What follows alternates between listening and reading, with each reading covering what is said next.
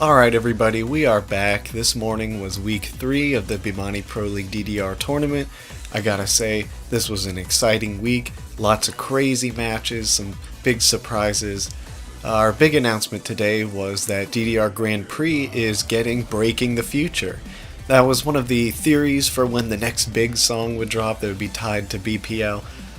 In week 1, I think they played a whole slew of unreleased songs, so we'll have to look forward to future microtransactions to see those as well. With that out of the way, let's jump right into round 5. Taito Station Trads versus Game Panic. Both teams are going to be looking for that first win today. Like I said last week, the theme order has switched, so we're starting match 1 with gold. It's Thor versus Yoshie. And once they find the spike tape, we'll get to the song selection. Thor picks Unreality and Yoshie picks Dance Phenomena. Both on the tricky list for some quick stutter gimmicks, but still straightforward for the easy match. Unreality has Thor off to a slight lead and with some clean MA is able to hold on, while Yoshie is unable to stop the leak of perfects. Thor takes it with only 7 perfects to Yoshie's 19. Next, in these level 12 songs like Dance Phenomena, the margin for error is so small, so every step counts.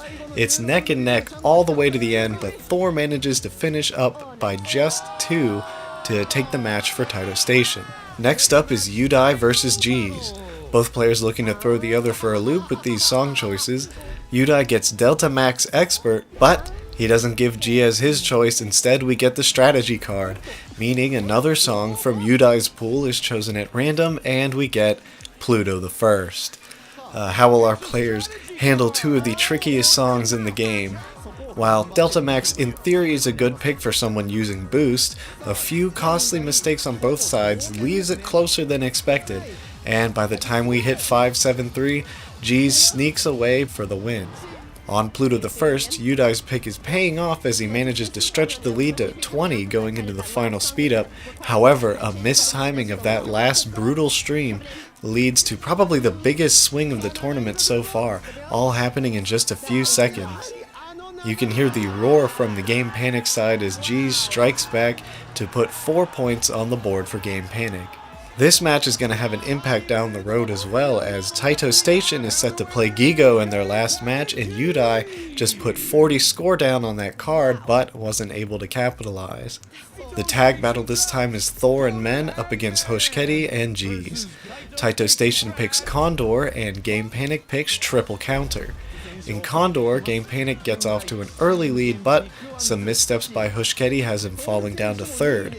All of the players end up missing a few, except for G's, who takes first with a PFC, Thor in 2nd, and Hoshketi and Men in 3rd and 4th. Triple Counter was close. All 4 players were within 10 points heading into the second half of the song, and I have to feel G's was pretty gassed after his performance in match 2, as he drops into 3rd, but he stays strong till the end, with Men not able to keep up, and again taking last.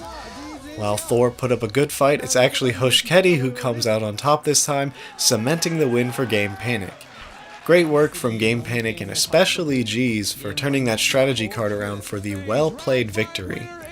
Now round 6 is Leisureland versus round 1. First match is Ringo versus Zero. Remember, Ringo was in match 2 and match 3 and used the card last week, so he only has enough score left for match 1 for the rest of the regular stage. Ringo picks After Image Datomna, and Zero picks Wolf's Rain. After Image is about as tricky as you can get for a standard theme song, with fast triplet swing patterns mixed in with the occasional 8th notes. It proves to be one of the harder 14s for scoring, with plenty of perfects on both sides, but Zero holds firm and doesn't give Ringo any ground, ending the song up by 9. Wolf's Rain is much more straightforward by comparison. Ringo's white combo puts him up by 5 to start, and while it looks like Ringo can almost catch up, time runs out before he's able to mount a comeback, letting Ringo tie up match 1. Up next is Yuki versus Unri. Yuki goes for Sumidagawa, and Unri gets Vanessa, but we get another strategy card, this time from round 1, which switches Yuki's song to Max 300X Special. That's just cruel. And as we'll see, Yuki is determined to make them pay for it. Some great footwork gets Yuki out to an early lead that he's able to grow to 15 by the home stretch. While Unri is almost able to come from behind after Yuki drops the ending, it's not enough and Yuki holds on to win by 4. Yeah, pro tip for these strategy cards, if you're going to use them, make sure the other 2 songs are ones you'd actually want to play. That's 2 cards in one day that both failed to net any positive results. Now in Vanessa, Unri is much more comfortable to stretch out the lead, and Yuki, maybe due to exhaustion or simply seeing there's no chance this time around, drops off by the end. Unri gets an easy win to bounce back.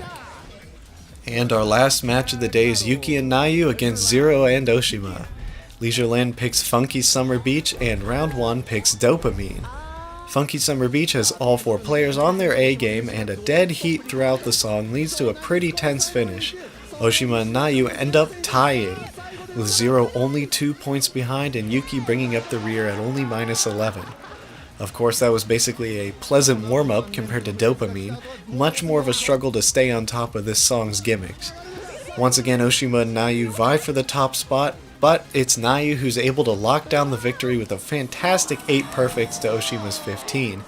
Even though the other 2 couldn't hold on to the end, Yuki makes it out with the least damage to claim that crucial point for 3rd place. That means, thanks to the tie earlier, Leisureland takes the match and the round. Great work by Nayu to carry the team over the line, and of course, amazing effort by all the competitors today. Our teams have just one more match to determine the seeding for the quarterfinals. The stakes keep getting higher with each week. As always, I look forward to what will happen next time. Thanks for tuning in, and I'll see you next week.